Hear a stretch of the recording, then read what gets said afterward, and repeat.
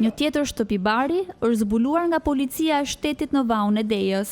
Në fshatin Barbullush, 2 banesa ishin përshtatur posaçërisht për kultivimin e kanabisit në ambiente të mbyllura, të pajisura me llampa speciale, sisteme ventilimi dhe instalime elektrike.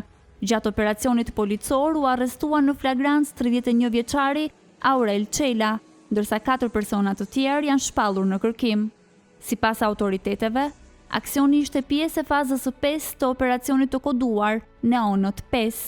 Në vendngjarje u sekuestruan mbi 580 bim kanabisi, rreth 7 kg gjysmë lëndë narkotike e përpunuar, qindra pajisje elektrike si dhe 7 telefona celular, që dyshohet se përdoreshin për koordinimin e aktivitetit kriminal.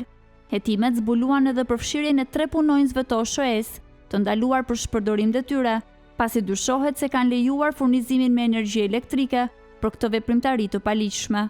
Ndërkohë, që duket se kultivimi i lëndëve narkotike në të famshmet shtëpitë e barit ka marrë përmasat e një fenomeni. Në vitin që lan pas, operacionet policore goditën një numër të shumtë të ambienteve të mbyllura të përshtatura për kultivim.